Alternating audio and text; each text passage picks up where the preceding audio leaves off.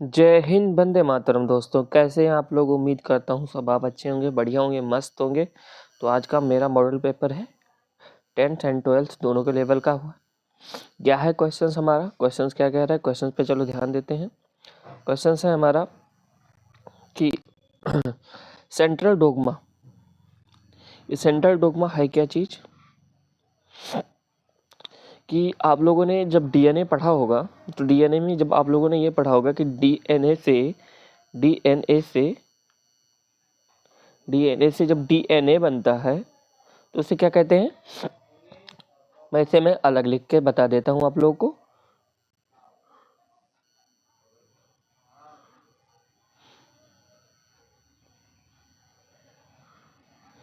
DNA से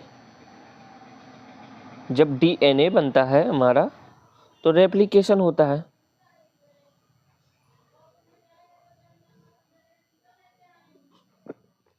वही DNA से जब आरएनए बनता है तो हमारा उसे कहते हैं ट्रांसक्रिप्शन।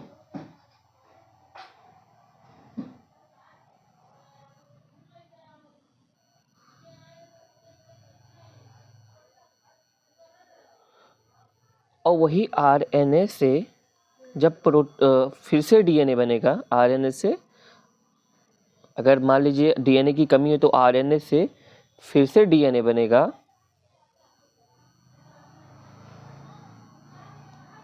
तो रिवर्स ट्रांसक्रिप्शन होगा।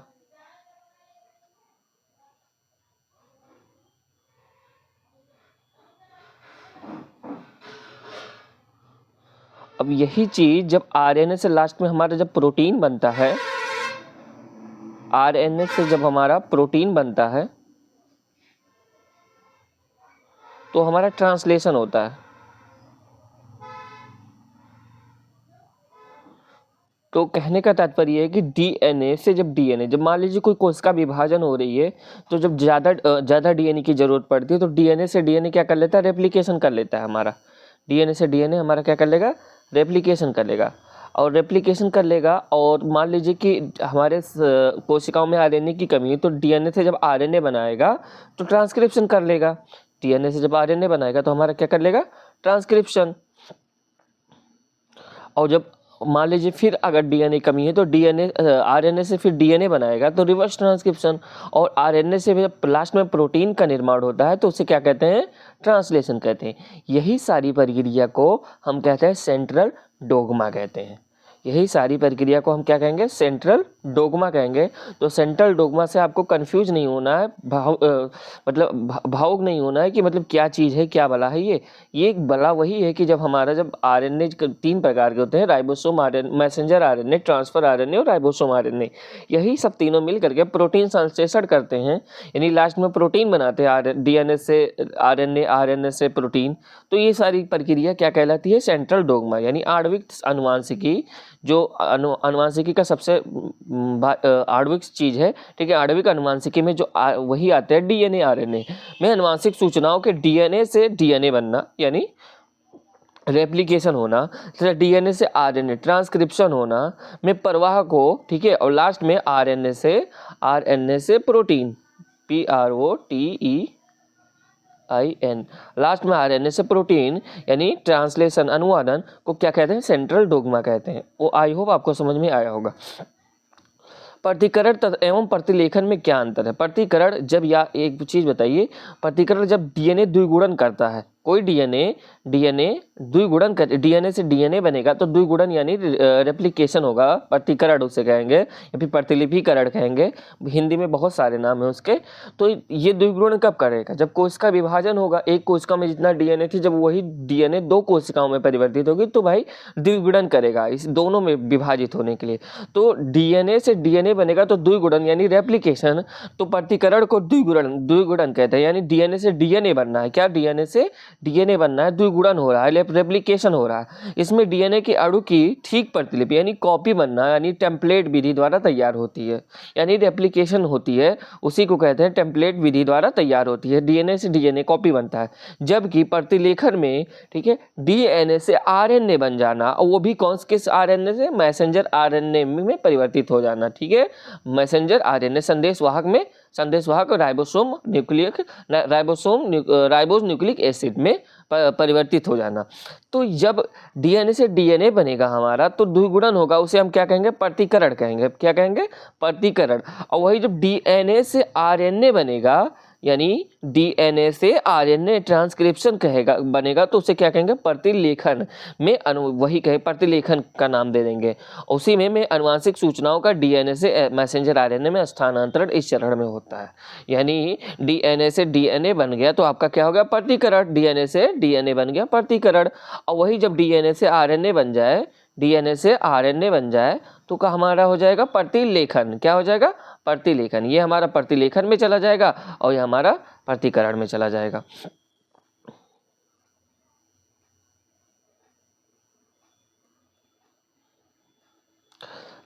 क्वेश्चन है, प्रोटीन संश्लेषण में जो हमारा प्रोटीन संश्लेषण होता है, प्रोटीन संश्लेषण में आरएनए का कई योगदान है। भैया बहुत योगदान है आरएनए। पहले आप एक चीज जान के रखिए, आरएनए प्रोटीन संश्लेषण में 3 प्रकार के आरएनए भाग लेते हैं। एक मैसेंजर आरएनए जो संदेशवाहक आरएनए होता है, ये क्या करता है? मतलब अमाइनो एसिड को पहचानता है। सबको पता है कि हमारे शरीर में 20 अमाइनो एसिड मिलकर एक प्रोटीन बनेगी, और 20 अमाइनो एसिड मिलकर जब प्रोटीन बनेगी तो 10 हमारे शरीर में अनावश्यक होते हैं, हमारा शरीर खुद बनाता है, और 10 हमें भोज्य पदार्थों से मिलती है। तो वही 10 में से अमाइनो एसिड को मैसेंजर आरएनए पहचानेगा, और मैसेंजर आरएनए ट्रांसफर आरएनए को सूचना देगा, और ट्रांसफर आरएनए जाएगा, ठीक है, और उसका कैरी करेगा, उसे कैरी करके राइबोसोम आरएनए के पास लेकर जाएगा, और राइबोसोम आरएनए राइबोसोम के साथ मिलकर के क्या बनाएंगे? प्रोटीन संश्लेषण करेंगे। तो वही चीज पूछ रहा है, प्रोटीन संश्लेषण में आरएनए का योगदान है। तो वही चीज देख लीजिए, प्रोटीन संश्लेषण में आरएनए का योगदान, यानी contribution of RNA in protein synthesis, यानी प्रोटीन संश्लेषण डीएनए के नियंत्रण में आरएनए द्वारा होता है। कंट्रोल किसके कंट्रोल में होता है? भाई आरएनए तो करता है प्रोटीन, लेकिन कंट्रोल कौन करता है? डीएनए। कंट्रोल करने वाला हमारा कौन बैठा है? डीएनए, उसी के नियंत्रण में। कोशिका में 3 प्रकार के आरएनए अणु पाए जाते हैं, वही मैसेंजर, ट्रांसफर और राइबोसोम, 3 प्रकार के आरएनए पाए जाते हैं, और तीनों का प्रोटीन संश्लेषण में अपना विशिष्ट कार्य होता है। एक काम करता है अमीनो एसिड का पहचान करना, दूसरा कैरी करना, और तीसरा राइबोसोम के साथ मिलकर के राइबोसोम का निर्माण करना। पहला संदेशवाहक आरएनए से मैसेंजर आरएनए कहा जाता है, पर अनुवांशिक सूचनाएं अनुवांशिक कूट उपस्थित होते हैं, जिसके द्वारा ये मतलब पहचानता है कौन? Transfer RNA.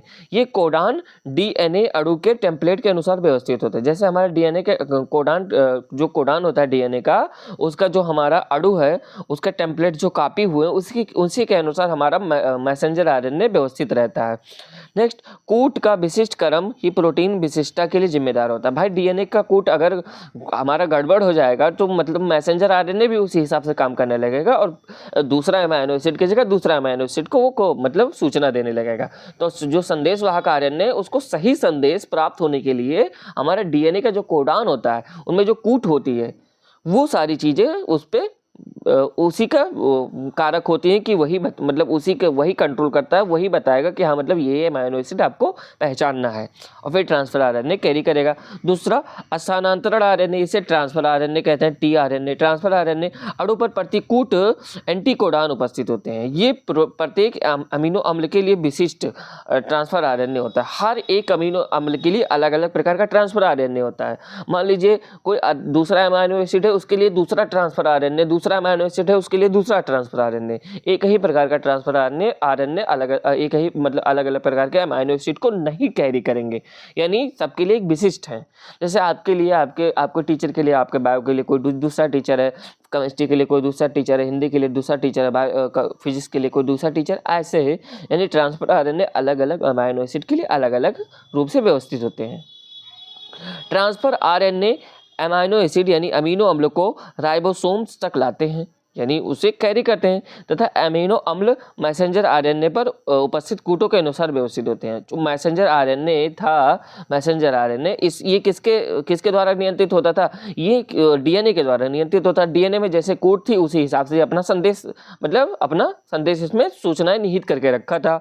इसी के अनुसार, ठीक है, उपस्थित कूट के अनुसार व्यवस्थित होते हैं अमीनो अम्ल। ठीक है। तीसरा राइबोसोमल आरएनए, ये राइबोसोमल आरएनए राइबोसोम के साथ मिलकर राइबोसोम के निर्माण में भाग लेता है। राइबोसोम आरएनए प्रोटीन के निर्माण, हाँ, राइबोसोम के निर्माण में भाग लेता है। राइबोसोम प्रोटीन के संश्लेषण के स्थान होता है, यानी मतलब सीधा सीधा राइबोसोम का जब निर्माण, अगर मान लीजिए 80 राइबोसोम है तो उसके निर्माण में भी वो सहायता करता है, प्लस और प्लस उसके साथ साथ प्रोटीन बनाने में भी राइबोसोम के साथ वो मिलकर काम करता है। यानी इसका दो काम है, राइबोसोम्स के साथ निर्माण में भाग लेता है, और यहां से देख लीजिए फिर से, राइबोसोमल आरएनए राइबोसोम के निर्माण में भाग लेता है। यानी राइबोसोम का अगर कोई राइबोसोम क्षतिग्रस्त तो उसके निर्माण में भी वो सहायता करता है, प्लस और प्लस उसके साथ साथ राइबोसोम क्या काम क्या है, प्रोटीन संश्लेषण करना, लेकिन वो अकेले नहीं करता, वो करता है किसके थ्रू में, राइबोसोम आरएनए के साथ मिलकर के। तो राइबोसोम प्लस राइबोसोम आरएनए मिलकर के राइबोसोम प्रोटीन संश्लेषण करेंगे, ये सारी चीज।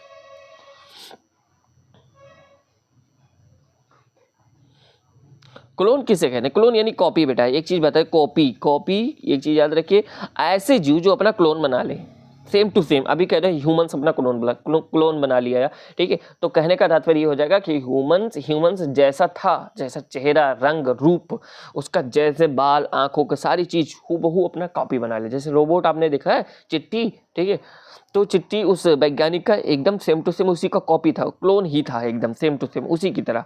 लेकिन वो हम लोग जैसे जटिल जीवधारियों में नहीं होता है, वो एक कोष के जीव में, जैसे बैक्टीरिया, सारे अमीबा में, इन सब में ये सब होता है, क्लोन बनाने वाली प्रक्रिया। तो क्लोन एक ऐसी जैविक रचना है जो एकमात्र जनक, माता अथवा पिता से अलैंगिक विधि द्वारा उत्पन्न होता है। जैसे क्या, एक है, इससे अलैंगिक जनन हुआ तो क्या दो प्रकार के संतति हुए, तो ये अपना क्या हुआ, इनका क्लोन ही तो कहा जाएगा। इसे क्लोन भी कह सकते हैं, क्या, क्लोन भी कह सकते हैं। ये संततियां अपने हूबहू अपने पेरेंट सेल से मैच करेंगी एकदम, ठीक है। उत्पादित क्लोन अपने जनक से शारीरिक और आनुवंशिक रूप से पूर्णतः समरूप होता है, एकदम समान होता है। यानी जो ये आनुवंशिक सूचना इसमें थी, इसमें आई कि नहीं आई, इसमें आई कि नहीं आई, तो कहने का तात्पर्य है कि एकदम सेम टू सेम अपने जनक की तरह होती है। यानी क्लोन में डीएनए का हर एक भाग मूल प्रतीक के बिल्कुल समान होता है। जैसे उसका पेरेंट सेल में था डीएनए का प्लाज्मिड के रूप में जिस तरीके से था, वैसे उसके संततियों में हुआ।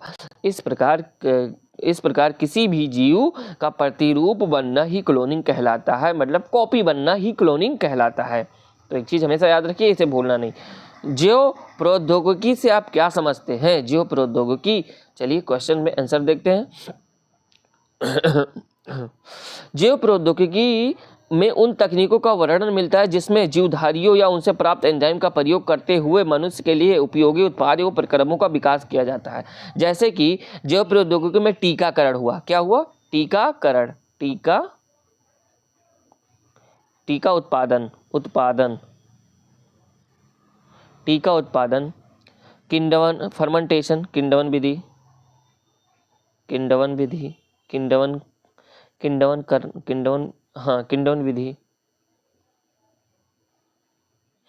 और जेनेटिक इंजीनियर।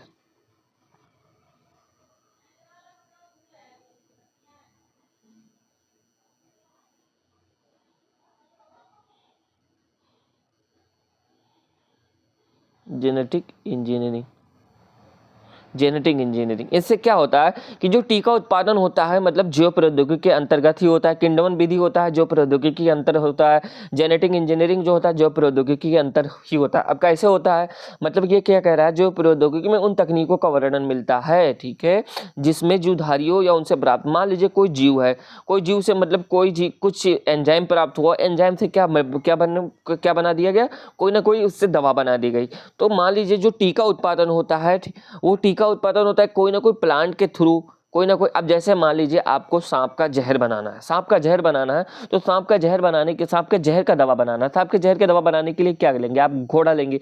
घोड़ा से क्या करेंगे, आप सांप का जहर निकालेंगे, वो जहर आप सांप के जो जहर होगा सांप का, वो सांप के घोड़े में थोड़ा थोड़ा इंजेक्ट करेंगे, थोड़ा थोड़ा, जिसके वजह से वो मरेगा भी नहीं और वो थोड़ा थोड़ा मूर्छित होकर धीरे धीरे संभलता रहेगा।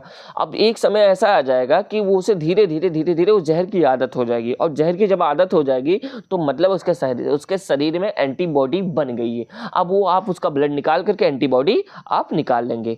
तो कहने का तात्पर्य ये किसके अंतर्गत आता है? जैव प्रौद्योगिकी के अंतर्गत आता है। किण्वन विधि, फर्मेंटेशन, बहुत सारे बैक्टीरिया कवक का ठीक है प्रयोग करके किण्वन उत्पादन करते हैं, वो भी जैव प्रौद्योगिकी के अंतर्गत आता है। जेनेटिक इंजीनियरिंग, कोई जीन खराब है हमारे अंदर, मान लीजिए कोई जीन खराब है तो उस जीन का मतलब पुनर्योगज कर देना, मतलब उस जीन को हटा करके नया जीन ठीक है दूसरे जीव का जीन फिट कर देना।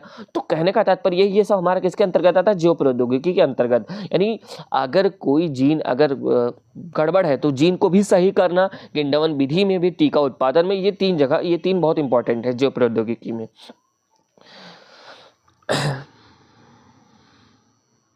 आनुवांशिक अभियांत्रिकी क्या है? जीन में परिवर्तन करके या जीन का नया प्रतिरूप, वही चीज़ थोड़ा सा जो नीचे लिखा हूँ वही चीज़ है।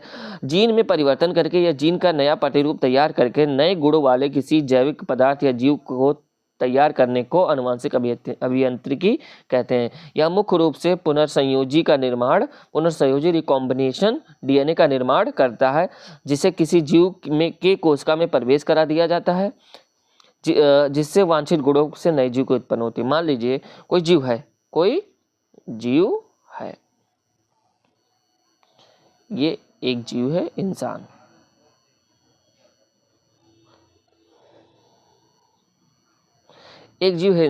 मान लीजिए इसके जीन में पीढ़ी दर पीढ़ी एक ही प्रॉब्लम समस्या आ रही है कि कोई ऑर्गन इसका डिफेक्ट हो रहा है, तो क्या करेंगे, कोई ना कोई जीव से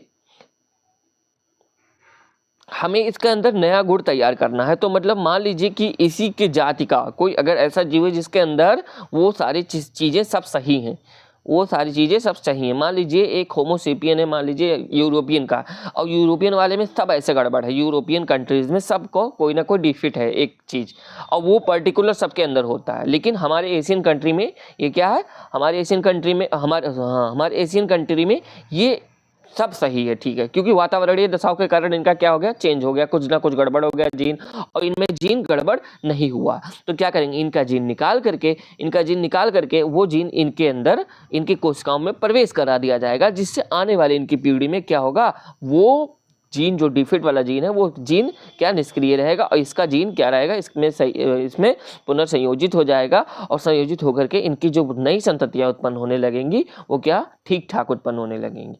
मतलब जिससे विकार वाले जीन हैं वो क्या हो जाएंगे, मतलब वो हट जाएंगे, उसके जगह सही जीन आ जाना, वही हमारा क्या कहलाता है, आनुवंशिक अभियांत्रिकी। तो जीन में परिवर्तन करके, जीन में चेंजमेंट करके, जीन का नया प्रतिरूप तैयार करके लैब में, ठीक है, नए गुणों वाले किसी जैविक पदार्थ या जीव को तैयार करने को आनुवंशिक अभियांत्रिकी कहते हैं। नए प्रकार का जीव तैयार हो गया।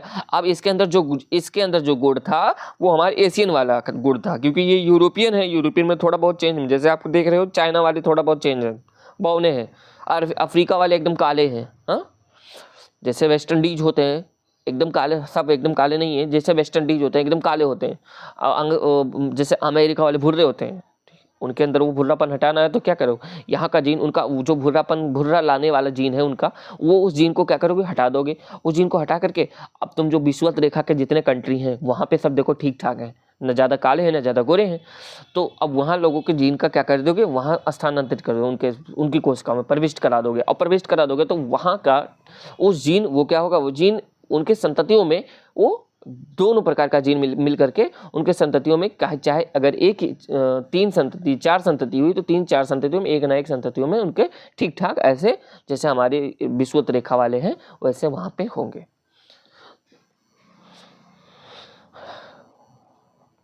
तैयार करने को आनुवंशिक अभियांत्रिकी कहते हैं। यह मुख्य रूप से पुनर्संयोजी रिकॉम्बिनेशन डीएनए का निर्माण करता है, जिसे किसी जीव की कोशिका में प्रविष्ट करा दिया जाता है, और जब जीव की कोशिका में प्रविष्ट करा देंगे तो उसमें जो वांछित गुण हैं उसके जगह अच्छे गुण आ जाएंगे, यानी जो बुरे गुण हैं उसके जगह उसके अंदर अच्छे गुण आ जाएंगे, क्योंकि डीएनए जीन क्या हो गया, चेंज हो गया, उसका जीन चेंज हो गया, जिसके कारण उसके अंदर जो बुरा वाला जीन था वो क्या हो गया, उसे हटा दिया गया, और अच्छा वाला जीन उसके शरीर में सेट कर दिया गया, तो अब वो क्या है, अब सही है। कृत्रिम गर्भाधान क्या है? कृत्रिम गर्भाधान, इसका महत्व बताइए। कृत्रिम गर्भाधान, ये सारी चीज़ें हम इससे पहले वाले लेक्चर में भी ले चुके हैं। कृत्रिम गर्भाधान, कृत्रिम संकरण, कृत्रिम गर्भाधान कुछ भी कहो, इसका दोनों नाम है, यानी आर्टिफिशियल हाइब्रिडेशन। कृत्रिम संकरण, संकरण की वह विधि है, संकरण की वह विधि है जिसमें क्या करते हैं, ध्यान से समझिएगा, नर के शुक्राणुओं को पहले एकत्रित किया जाता है, इकट्ठा किया जाता है, उससे मादा के जनन मार्ग में पहुंचा दिया जाता है। ये कब होगा भैया, मान लीजिए कोई कपल है और उसमें मेल को प्रॉब्लम्स है, जिससे कारण वो दंपत्ति संतानोत्पत्ति नहीं कर सकती, यानी संतान उत्पत्ति नहीं कर पाती है, फीमेल में नहीं कमी है। तो क्या करेंगे, ये कृत्रिम गर्भाधान की वजह से कृत्रिम गर्भाधान तरीका अपनाएंगे कि कोई डोनेटर का वो स्पर्म लेंगे, डोनेटर में मेल में उसका स्पर्म लेंगे, इकट्ठा करेंगे और ये डोनेट करते रहते हैं, ये डोनेशन प्रक्रिया चलती रहती है। तो अब ये डोनेट कर दिया लेकिन उसका नाम गुप्त रखा जाएगा और जिसको दिया जाएगा उसका नाम भी गुप्त रखा जाएगा, मतलब बताया नहीं जाएगा, मेडिकल टर्म से ये कंडीशन है। तो अब उसका इस मेल का स्पर्म इकट्ठा करके क्या कर दिया गया, इसकी जो फीमेल पार्टनर थी इसके गर्भ में क्या कर दिया, जनन मार्ग में पहुंचा दिया गया। अब क्या हो गया, इसके अंदर जो अंडाणु था वो उससे निषेचित हो गया और निषेचन करके वो क्या हो गए, क्या मतलब प्रेगनेंसी वाली स्थिति आ गई, जो निषेचन करके नई संतति को बनाता है। इस संकरण को में 4 चरण होते हैं। पहला, जनकों का चुनाव, पहले जनक का चुनाव करना पड़ेगा, कौन कौन जनक है। अब जनक में अगर मेल है, मेल में प्रॉब्लम है तो उस जनक को ढूंढा जाएगा हाँ मेल में प्रॉब्लम है तो मतलब मेल का स्पर्म चाहिए, फीमेल में प्रॉब्लम है तो फीमेल का कोई ओवा चाहिए जिसे दाता स्त्री कहेंगे। तो जनकों का चुनाव करेंगे। यह संकरण का पहला चरण है, पहले जनक का चुनाव ही तो करेंगे जिसमें इच्छित गुणों वाले नर तथा मादा का चुनाव किया जाता है। इसके लिए स्वस्थ तथा उच्च गुणों वाले जनकों को चुनाव किया जाता है, स्वस्थ भी रहें और अच्छे गुण वाले भी जनक रहें, उससे उनका चुनाव किया जाएगा। फिर उसके बाद वीर को एकत्रित करना। अब मान लीजिए, ठीक है, ये जनक का चुनाव 2 तरीकों से होता है। एक तो एक्सेप्टर वाला जनक रहेगा, एक्सेप्टर कि जिसे चाहिए जो बांझ दंपत्ति है, संतानोत्पत्ति नहीं कर सकती, उसका भी जनक का चुनाव करना पड़ेगा। एक डोनेटर वाले,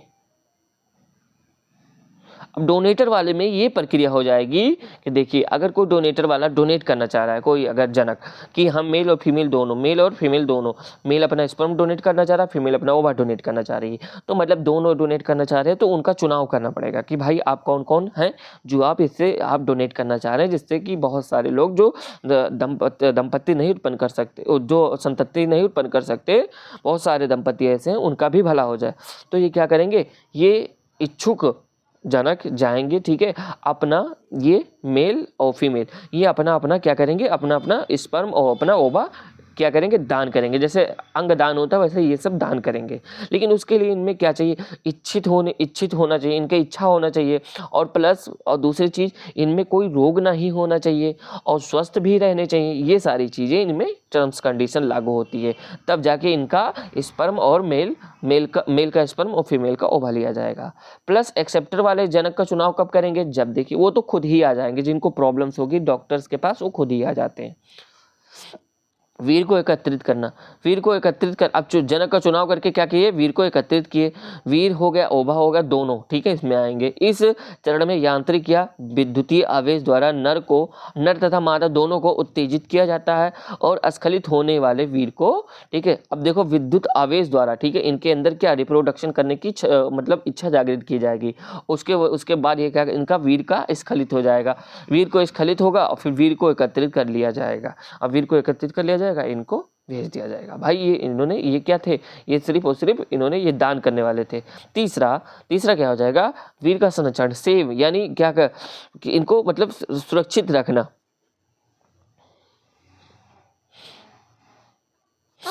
अब रिजर्वेशन में क्या है, वीर को तनु बनाकर फ्रीजों में या विशिष्ट रसायनों के द्वारा परिरक्षित यानी सेव करके रखा जाता है, जिससे वो मतलब 24 से 48 घंटे में वो मर जाता है, तो वो मरे ना, क्योंकि उसे तनु बनाकर हम क्या करेंगे, फ्रीज में रख देंगे या फिर रसायन द्वारा उसे रखेंगे कि हाँ मतलब वो खराब ना हो, जीवित अवस्था में रखा जाता है। चौथा, फिर वीर का जनन मार्ग में प्रवेश। अब मान लीजिए एक्सेप्टर वाली आ गई जिसे ज़रूरत है, तो अब उस फीमेल के जनन मार्ग में प्रवेश किया जाएगा। इस चरण में अनुरक्षित वीर को मादा पशु, यहाँ पे पशु आ गया, ठीक है। अब जरूरी नहीं कि ह्यूमन्स ही हो, यहाँ पे मतलब हर एक जीव मैमेलियंस में इनमें किया जा सकता है। जैसे गाय हो गई, भैंस हो गई, ठीक है, इंसान भी हो गया, इंसान में भी ये प्रक्रिया होती है। इस चरण में अनुरक्षित वीर को मादा पशु के गर्भ हाँ मर्म होने पे, ठीक है, उसके अंदर क्या रिप्रोडक्शन की इच्छा जागृत होने पर, मर्म होने पर उसके योनि मार्ग में डाला जाता है। इस तकनीकी का सर्वप्रथम प्रयोग कौन थे? स्पेलेंजेनी ने सन 1970 में कुत्तों पर किया था। अब कुत्तों पर किया था और कुत्तों पर प्रयोग करके इन्होंने मतलब साबित कर दिया था कि हाँ ये प्रक्रिया हो सकती है। भारत में इसका सर्वप्रथम उपयोग कब हुआ? 1944 में पशु अनुसंधान संस्थान एटानगर उत्तर प्रदेश में किया गया था। आज की लगभग 10% से 70% उपयोगी जंतु प्रजातियों का आविष्कार इसी विधि द्वारा किया जाता है। अब जंतुओं में किया जाता है, लेकिन मतलब ह्यूमंस में ये प्रक्रिया, ठीक है, test tube baby IVF GIFT ये प्रक्रिया द्वारा किया जाता है। सेम टू सेम देखने में अगर देखा जाए दोनों का प्रोसेस सेम टू सेम ही है, थोड़ा बहुत अंतर है जिसका नाम वो रख दिया गया है अलग अलग प्रकार। इस संकरण के समय निम्न सावधानियों को ध्यान रखा जाना चाहिए। वीर का मादा में प्रवेश उपयुक्त समय पर करवाना चाहिए। देखिए जब ओवर रिलीज होता है, ठीक है, ये सब ज्ञान होना चाहिए। ओवर रिलीज जब होगा तभी उसी समय कराना चाहिए। दूसरा, उच्च कोटि के नर के वीर को होना लेना चाहिए। जो नर हो उसका वीर में, ठीक है, स्पर्म काउंट ठीक ठाक हो और स्पर्म में जो माइटोकाइंडिया है जो 40% स्पर्म होती है स्पीड वाली, वो ठीक ठाक हो, उच्च कोटि। वीर प्रवेश के लिए सही तकनीकी का उपयोग करना चाहिए। मादा का स्वास्थ्य व्याकरण के समय ठीक होना चाहिए। मतलब जब सीमन होता है उस व्याकरण कहते हैं उसे, तो मादा का स्वास्थ्य उस समय ठीक होना चाहिए, नहीं गड़बड़ हो सकता है। मतलब ये गड़बड़ हो जाएगा, मतलब अपने आप एबॉर्शन भी हो सकता है खुद ब खुद। कृत्रिम संकरण के लाभ महत्व। नर स्वस्थ नर के थोड़े से वीर्यन से बहुत अधिक मादाओं को निषेचन कराया जा सकता है। उसे तनु बना करके इकट्ठा करके और बहुत सारे, ठीक है, फीमेल्स में क्या कराया जा सकता है? निषेचन कराया जा सकता है। वीर्यन को एम्पुलों में दूर तक बिना किसी असुविधा के ले जाया सकता है। एम्पुल में रख दिया, बिना ऑक्सीजन, उसमें बिना हवा लगे, ठीक है, वो क्या रहेगा, जैसे दवा रहती है वैसे वो उसे दूर तक ले जा सकते हो। नर की उपलब्धता की कठिनाइयाँ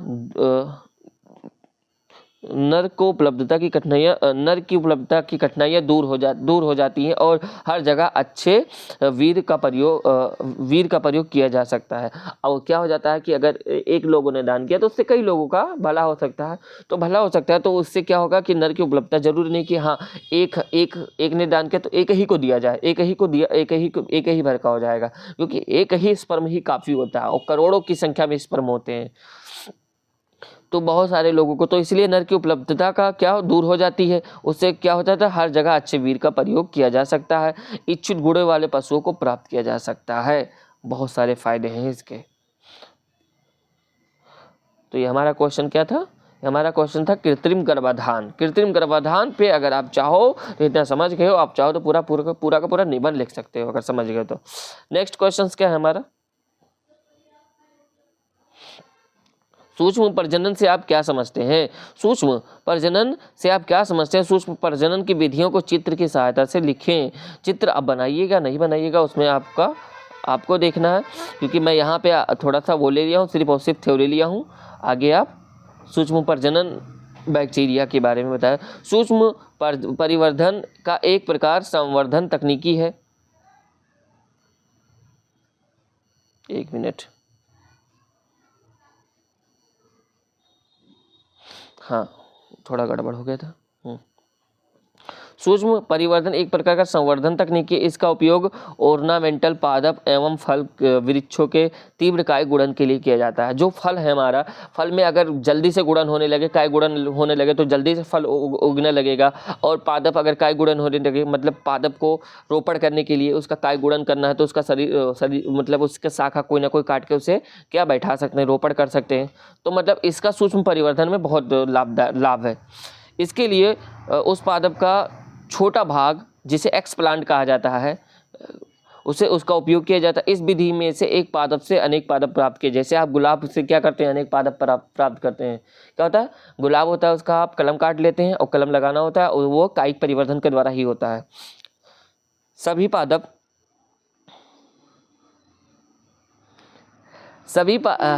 प्राप्त पादप अपने जनक से आनुवंशिक रूप से समान होते हैं। जैसे गुलाब वाला था, अब गुलाब बोला था, इससे आपने कलम लिया, और कलम लिया जब यहाँ पे आपने गुलाब लगा दिया, तो यहाँ पे गुलाब लगाने के बाद क्या हुआ, सेम टू सेम इसके जनक की तरह हो गया, पेरेंट्स की तरह इसका ये डॉटर प्लांट्स हो गया।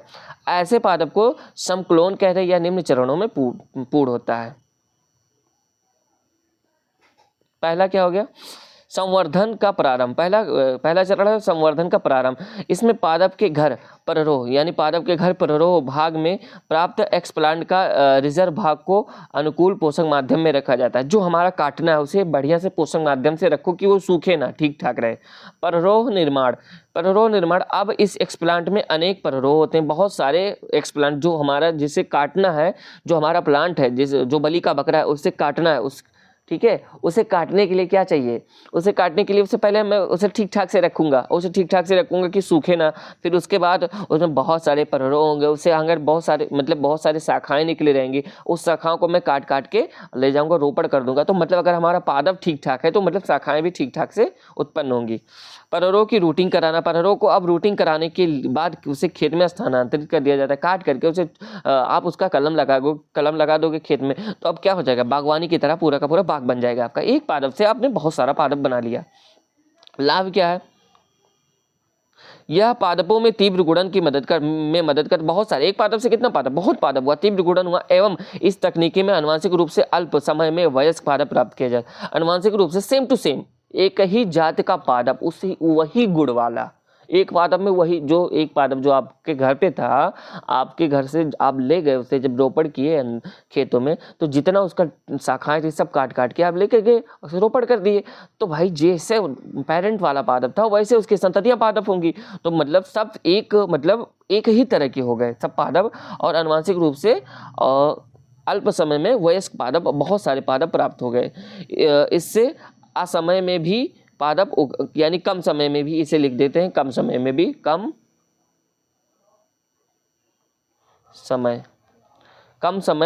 पादप उगाए जा सकते हैं। यह नपुंसक पादपों के जनन का एक सर्वोत्तम विधि है। यह एक आसान एवं कम खर्चीली विधि है। एक पादप से आपने इतना पादप बना लिया, कितना आसान है, कितना खर्चीला, ज़्यादा खर्चीला तो है नहीं, और ज़्यादा खर्चीला है नहीं तो मतलब इससे बहुत आसान है। नेक्स्ट क्वेश्चन, प्रतिबंध एंजाइम पर संक्षिप्त टिप्पणी लिखिए। प्रतिबंध एंजाइम क्या है, प्रतिबंध एंजाइम ऐसा एंजाइम है, यह एंजाइम के विशिष्ट पैलिंड्रोमिक न्यूक्लियोटाइड्स अनुक्रमों को पहचान करके उसे ऐसे काटता है। ठीक है, न्यूक्लियोटाइड का पहचान कर, यह एंजाइम का काम है न्यूक्लियोटाइड का काटना। और कौन से, विशिष्ट पैलिंड्रोमिक न्यूक्लियोटाइड, उसका जो अनुक्रम होता है, लाइन होता है, उसे पहचान करके उसे काटने का काम करता है, कि डीएनए के दोनों सिरे का एक लड़ीय भाग रह जाता है, कि वो लड़ीय भाग हटना नहीं चाहिए डीएनए का दोनों सिरे का। और ठीक है, ये प्रतिबंध एंजाइम वही काम करता है कि मतलब न्यूक्लियोटाइड के अनुक्रमों को काटता है और डीएनए का लड़ीय भाग रह जाए, इस प्रकार काटे। इसे चिपचिपा सिरा कहते हैं, जो डीएनए बचता है लड़ीय भाग रहता है उसे चिपचिपा सिरा कहते हैं। इस एंजाइम का उपयोग आनुवंशिक इंजीनियरिंग, अब कब कहाँ होता है आनुवंशिक इंजीनियरिंग, कोई जीन किसी का खराब है उसका जीन निकाल करके, ठीक है, वो सही वाला जीन कैसे पता चलेगा, कौन से एंजाइम से निकाला जाएगा, तो हमारा प्रतिबंध एंजाइम, और वो सही जीन निकाल करके और जो जिसके अंदर खराब है वो जीन रोपित करेंगे, फिट करेंगे, वही क्या है, प्रतिबंध एंजाइम की सहायता, मेन यही एंजाइम है। आनुवंशिक इंजीनियरिंग में डीएनए के पुनर्योजन अणु बनाने में किया जाता है। मतलब कोई अगर ढंग का अगर जीन है और वो जीन किसी में स्थानांतरित करना है तो हमें पहले प्रतिबंध एंजाइम चाहिए, और बहुत सारे एंजाइम चाहिए, जैसे एंडोन्यूक्लियस एंजाइम चाहिए। एंडोन्यूक्लियस एंजाइम क्या करेगा, डीएनए का खंड में काट देगा, चाकू, जैसे डीएनए का चाकू कहते हैं। फिर क्या करेगा, जो डीएनए का आपका वो डीएनए होगा, जरूरत वाली डीएनए होगी, उस डीएनए को क्या कहते हैं, ड्रोमिक न्यूक्लियोटाइड अनुक्रम, पैलिंड्रोमिक न्यूक्लियोटाइड कहते हैं, उसको काट देगा तो इससे क्या होगा, वो डीएनए का लड़ीय भाग रह जाएगा, टूटेगा नहीं, उसे चिपचिपा सिरा भी कहते हैं। अब इसका उपयोग कहाँ होता है, वही आनुवंशिक इंजीनियरिंग में होता है। आनुवंशिक इंजीनियरिंग वही इंजीनियरिंग है कि मतलब जिसमें कोई क्षतिग्रस्त डीएनए को ठीक किया जाता है, जिसके जो रोगी होता है। क्वेश्चन अब है नहीं है, हाँ क्वेश्चन नहीं। तो उम्मीद करता हूँ आप लोगों को ये वीडियो समझ में आई होगी। कोई भी प्रॉब्लम, कोई भी समस्या होगी तो आप क्या कमेंट बॉक्स में कमेंट कीजिए। तब तक के लिए चलते हैं, टाटा बाय बाय, जय हिंद, वंदे मातरम, सी यू।